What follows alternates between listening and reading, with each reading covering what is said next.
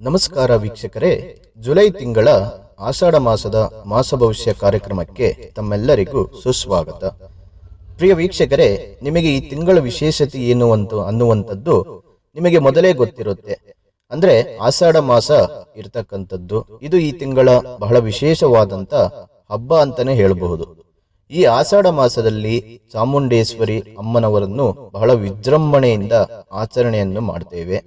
ಇನ್ನು ಈ ಮೇಷರಾಶಿಯವರಿಗೆ ಜುಲೈ ತಿಂಗಳಿನಲ್ಲಿ ಏನೆಲ್ಲ ಬದಲಾವಣೆಗಳು ಆಗ್ತವೆ, ಮತ್ತೆ ಯಾವುದರಲ್ಲಿ ಲಾಭವಿದೆ, ಯಾವುದರಲ್ಲಿ ನಷ್ಟವಿದೆ, ಜೊತೆಗೆ ಯಾವ ಯಾವ ವಿಷಯಗಳಲ್ಲಿ ನೀವು ಮುನ್ನೆಚ್ಚರಿಕೆ ವಿಷಯಗಳನ್ನ ನೀವು ಮೊದಲೇ ತಿಳಿದುಕೊಳ್ಳಬೇಕು.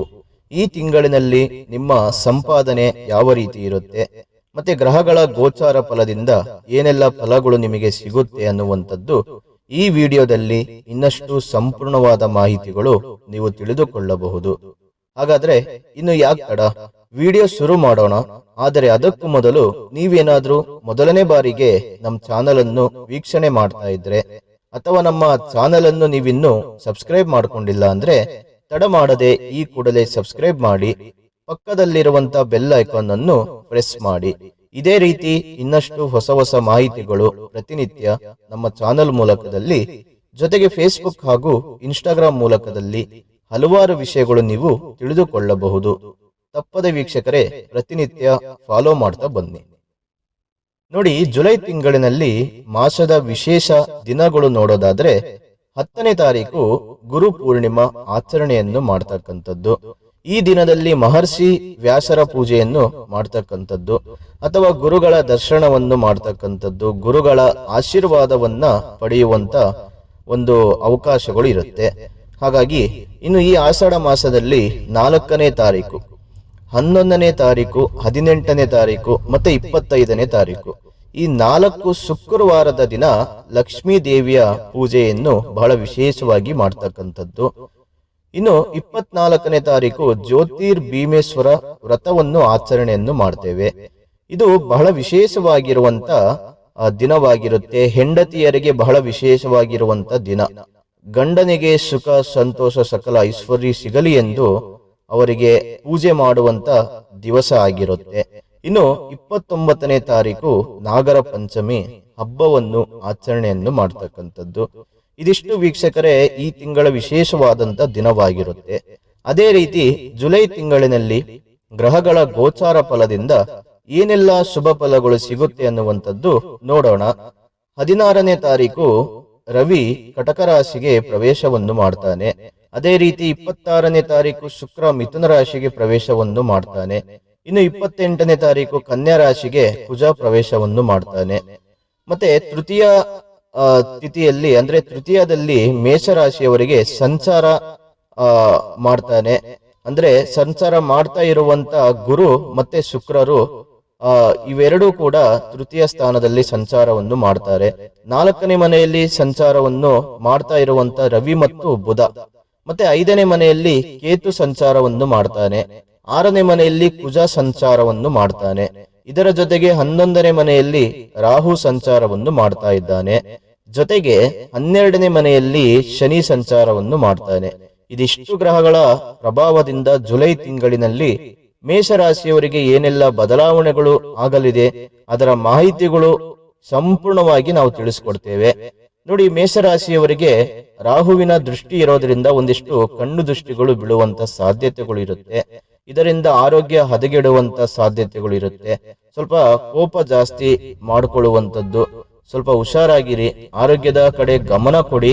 ಯಾಕಂದ್ರೆ ಕೇತುವಿನ ಜೊತೆ ಕುಜ 28ನೇ ತಾರೀಕಿನವರೆಗೂ ಸಂಚಾರವನ್ನು ಮಾಡೋದ್ರಿಂದ ಒಂದಿಷ್ಟು ದೈಹಿಕ ಆರೋಗ್ಯದಲ್ಲಿ ತೊಂದರೆಗಳು ಉಂಟಾಗ್ತವೆ. ಹಾಗಾಗಿ ಸ್ವಲ್ಪ ಎಚ್ಚರವಾಗಿರಿ. ಇನ್ನು ಮೇಷರಾಶಿಯವರಿಗೆ 7.5 ಶನಿಯ ಪ್ರಭಾವ ಇರೋದ್ರಿಂದ ಒಂದಿಷ್ಟು ತೊಂದರೆಗಳು ಉಂಟಾಗ್ತವೆ. ನಿಮಗೆಲ್ಲರಿಗೂ ಮೊದಲೇ ಗೊತ್ತಿರಬಹುದು. ನಾನು ಇದರ ಬಗ್ಗೆ ಮೊದಲಿನ ಹಳೆ ವಿಡಿಯೋದಲ್ಲೂ ನಾವು ತಿಳಿಸಿದ್ದೇವೆ. ಪ್ರತಿಯೊಂದು ವಿಡಿಯೋದಲ್ಲೂ ನೀವು ತಿಳ್ಕೊಂಡಿರ್ತೀರಿ. ಹಾಗಾಗಿ ಸ್ವಲ್ಪ ಧೈರ್ಯದಿಂದ ಏನೇ ಕಷ್ಟ ಬಂದರೂ ಕೂಡ ಅದನ್ನ ಎದುರಿಸಿ ನಿಲ್ಬೇಕು. ಇನ್ನು ನಿಮಗೆ ಕೋರ್ಟ್ ಕಚೇರಿ ವಿಷಯಗಳಲ್ಲಿ ಯಾವುದಾದರೂ ಒಂದು ತೊಂದರೆಗಳು ಸಮಸ್ಯೆಗಳು ಇದ್ದರೆ ಅವೆಲ್ಲ ನಿವಾರಣೆ ಆಗ್ತವೆ.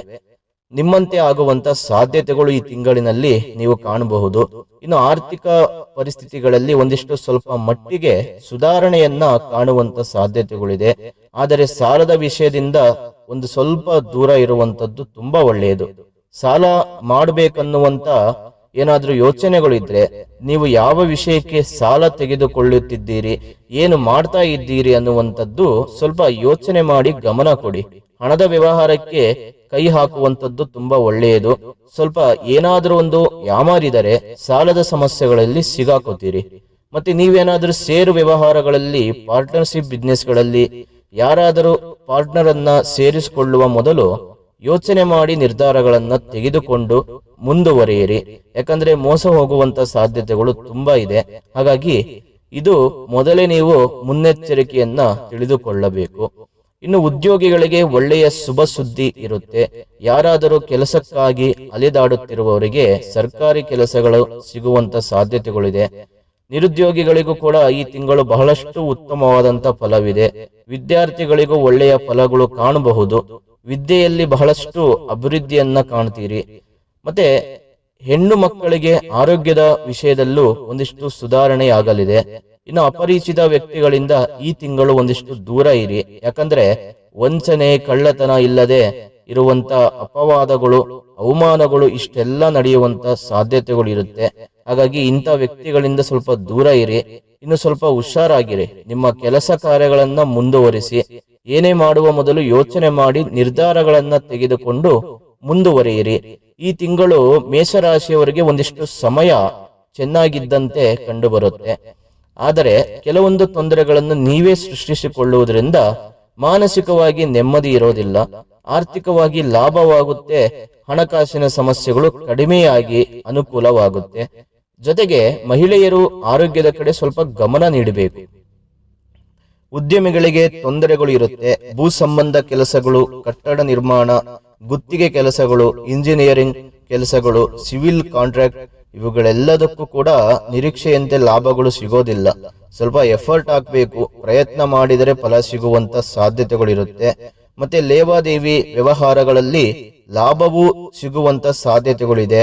ಇನ್ನು ನಿಮ್ಮಲ್ಲಿರುವಂತ ಅಮೂಲ್ಯವಾದಂತ ವಸ್ತುಗಳನ್ನ ಕಳೆದು ಹೋಗುವಂತ ಸನ್ನಿವೇಶಗಳು ಕೂಡ ಎದುರಾಗ್ತವೆ. ಸ್ವಲ್ಪ ಎಚ್ಚರವಾಗಿರಿ. ಮತ್ತೆ ಪರಸ್ಪರ ಹೊಂದಾಣಿಕೆಯಿಂದ ಕೆಲವೊಂದು ಆಸ್ತಿ ವಿಷಯದಲ್ಲಿ ಕಿರಿಕಿರಿ ತೊಂದರೆಗಳು ಇದ್ದರೆ ಅವೆಲ್ಲವೂ ಕೂಡ ಪರಿಹಾರಗಳು ಆಗುತ್ತೆ. ಮತ್ತೆ ಕುಟುಂಬದ ವಿಷಯದಲ್ಲಿ ಸದಸ್ಯರೊಂದಿಗೆ ಉತ್ತಮವಾದಂತ ಹೊಂದಾಣಿಕೆಗಳು ಕೂಡ ಇರುತ್ತೆ. ಎಲ್ಲರ ಜೊತೆ ಸಂತೋಷದಿಂದ ಇರ್ತೀರಿ. ಆದ್ರೆ ಒಂದಿಷ್ಟು ಅಧಿಕ ಖರ್ಚಿನಿಂದ ಉಂಟಾಗುವಂತ ಸಾಧ್ಯತೆಗಳು ಇರುತ್ತೆ. ಖರ್ಚಿನ ಕಡೆ ಸ್ವಲ್ಪ ಗಮನ ಕೊಡಿ.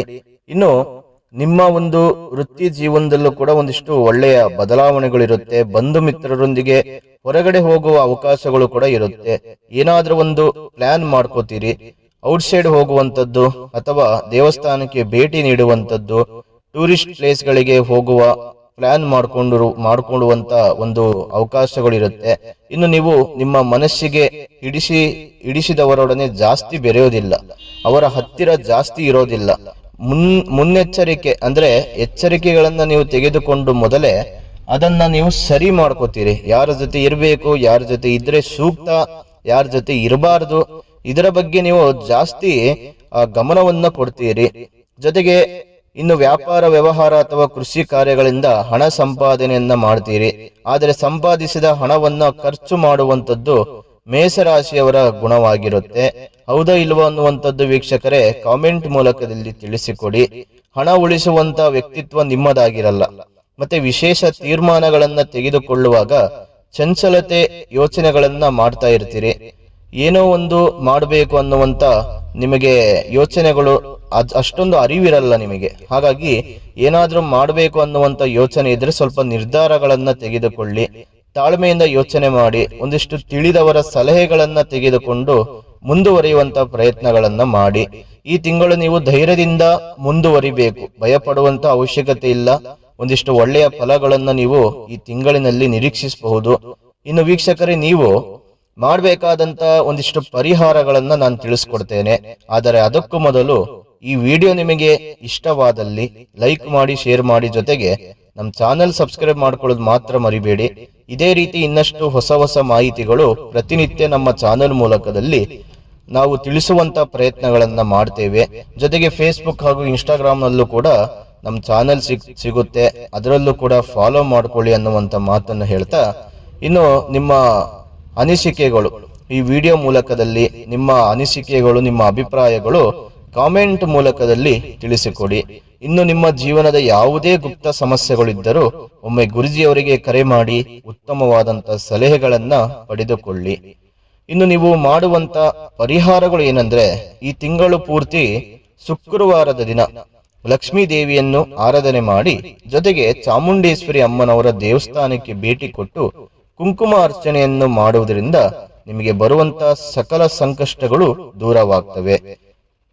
ಮತ್ತೆ ಶ್ರೀ ದುರ್ಗಾದೇವಿ ಅಮ್ಮನವರ ಅನುಗ್ರಹದಿಂದ ತಮ್ಮೆಲ್ಲರಿಗೂ ಒಳ್ಳೆಯದಾಗಲಿ ಅನ್ನುವಂತ ಮಾತನ್ನು ಹೇಳ್ತಾ, ಸರ್ವೇ ಜನ ಸುಖಿನೋ ಭವಂತು, ಸಮಸ್ತ ಸನ್ಮಂಗಳಾನಿ ಭವಂತು.